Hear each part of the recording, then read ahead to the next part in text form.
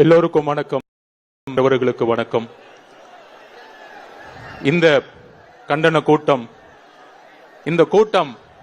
வெறும் முதலமைச்சரை எதிர்த்து சொல்லக்கூடிய கண்டனம் ஆர்ப்பாட்டமா? இல்லை. மாண்புமிகு முதலமைச்சர் அவர்களே, நீங்கள் எதிர்க்கட்சி தலைவராக இருந்த பொழுது ஜெயராஜ் பெனிஸ் அவர்களுடைய லாக்அப் டெத்ல ஒரு முறைகேடு நடந்த பொழுது கடுமையாக நீங்கள் மக்களிடம் போராட்டம் நடத்தினீர்கள்.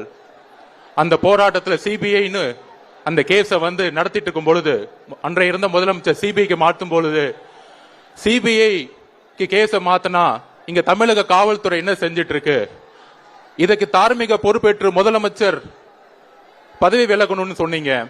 அந்த போராட்ட குணம் இன்று உங்களுக்கு எங்கே போனது? எதிர்கட்சியாக இருந்த பொழுது ஏற்பட்ட போராட்ட குணம் முதலமைச்சராக இருக்கின்ற இப்பொழுது ஏன் மனித உரிமைக்காக நீங்க பேச மறுக்கிறீங்க? எங்கிருந்து இந்த குரல் ஒழிச்சுச்சுன்னா, அஜித் குமார் அவர்கள் கடுமையான மரணம் ஏற்பட்ட பொழுது அதை ஃபர்ஸ்ட் வலிப்பு நோயால இறந்துட்டார்னு ஒரு பொய்ய சொன்னீங்க. அதன் பிறகு கடுமையான போராட்டம், எங்க தலைவருடைய அந்த அம்மாவை பார்த்துட்டு வந்த பிறகு சிபிஐ என்கொயரின்னு சொன்னீங்க. அன்றைக்கு சிபிஐ என்கொயரி தவறுன்னு சொல்லும் போது ஏன் இங்க எஸ்ஐடியை போடல? அப்ப இன்னொரு நாடகம் நிகழ்த்தினீங்க. அந்த இழப்பு ஏற்பட்ட அந்த அம்மா கிட்ட சாரிமான்னு சொன்னீங்க. உங்கள் தேர்தல் நாடகம் அங்கதான் வெளிப்பட்டுச்சு. அந்த தேர்தல் நாடகம் என்னன்னா, மதுரை ஹைகோர்ட் இந்த கேஸை எடுத்து உண்மையை வெளிக்கொண்டு வந்த பிறகு சாரி சொன்னீங்க.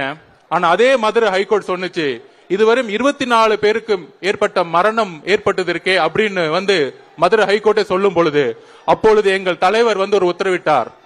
ஒட்டுமொத்தமா 31 குடும்பத்தையும் சந்திக்க வேண்டும் என்று சொன்னார். அரசியலுக்காகவா? இல்லை. இல்ல உங்களை மாதிரி ஓட் பேங்குக்காகவா? இல்லை. 31 பேரும் எந்த மாவட்டத்தில் இருக்காங்க கூட எனக்கு தெரியாது.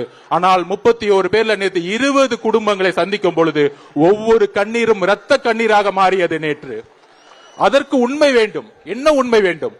ஒவ்வொரு இறக்கப்பட்ட யார் யாரெல்லாம் லாக்அப் டெத்லயும் விசாரணை கைது இறந்தவங்களுக்கெல்லாம் ஒரு போலியான கதைகளை உருவாக்கி தன்னுடைய எதிர்கால குழந்தைக்கு கஞ்சா வித்தவன், சாராய வித்தவன் அப்படின்னு போய் கேஸ் பேட்டு அவங்களை கொண்டு இன்றைக்கு இருக்க எதிர்கால தலைமுறை ஒரு அக்யூஸ்டோட குழந்தையா இன்னைக்கும் ஒவ்வொரு ஊர்லயும் ஒரு நிரபராதி.